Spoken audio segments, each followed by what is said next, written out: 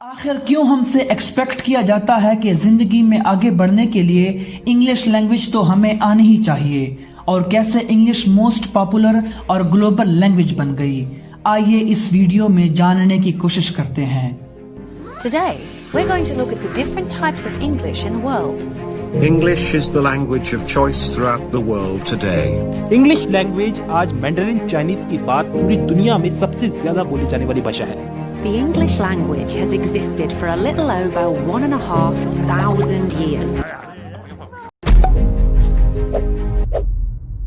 دراصل کوئی بھی زبان انسانوں کے ساتھ کمیونیکیشن کا ایک سورس ہوتی ہے، کیونکہ English world wide most spoken language ہے جسے 1.5 بلین لوگ بول اور سمجھ سکتے ہیں، اور انگلش تقریباً 53 کنٹریز کی آفیشیل لینگویج بھی ہے۔ آج ٹریولنگ کرنے، سائنٹیفک پیپرز پڑھنے، جاب ڈھونڈنے، بزنس کرنے، انٹرنیٹ ویب سائٹس دیکھنے، باہر ملکوں میں اسٹڈی کرنے، الغرض زندگی کے ہر موڑ پر انگلش لینگویج کی ضرورت ہوتی ہے۔ ہسٹری دیکھیے، شروعات ہوتی ہے دی برٹش امپائر سے، جنہوں نے دنیا کے 1/3 حصے پر کئی صدیوں تک حکومت کی۔ ایک کہاوت تھی کہ the sun never sets in the British Empire, کیونکہ نیوزی لینڈ سے کینیڈا، کینیڈا سے انڈیا، آسٹریلیا سے نائجیریا اور ساؤتھ افریقہ، ہر جگہ برٹش امپائر کا ڈنکا بجتا تھا، اور ان سبھی ممالک کی نیشنل لینگویج اور مدر ٹنگ انگلش ہی تھی۔ اب سوال یہ ہے کہ آخر انگلش گلوبل لینگویج کیسے بنی اور یہ دنیا میں کیسے اسپریڈ کر گئی؟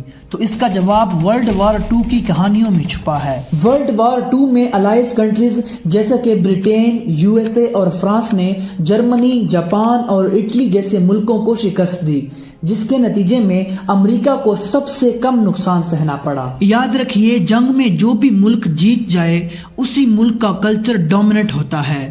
امریکہ سپر پاور کی طرح ابھرنے لگا تو انگلش لینگویج بھی دنیا پر ڈومینیٹ کر گئی۔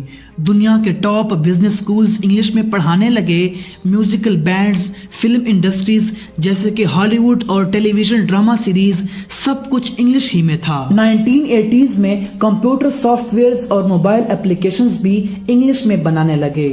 گوگل، فیس بک، یوٹیوب، ایپل، یہ سب کمپنیاں امریکن ہیں جن کی لینگویج انگلش ہے۔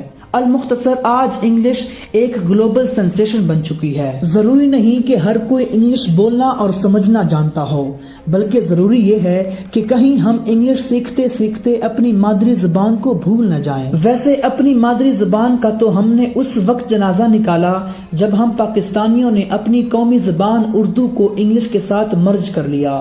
اپنی غفلت کی یہی حالت اگر قائم رہی، آئیں گے غسال کابل سے، کفن جاپان سے۔ انگریزی سیکھنے کے لیے کوئی لاجک یا گرامر کام نہیں آتی، بلکہ اس لینگویج کو سیکھنے کے لیے آپ کو پریکٹس ہی کرنی پڑے گی۔ اسی لیے اپنی آن لائن انوائرمنٹ کو ایسا بنائیں جہاں پر آپ انگلش نیٹو اسپیکرز کے ساتھ فلوئنٹلی بات کر سکیں۔ انگلش سیکھیے۔ ویسے کسی کے بقول میں نے آج تک ایسی قوم نہیں دیکھی جس نے اپنی زبان کے علاوہ کسی دوسری زبان میں ترقی کی ہو۔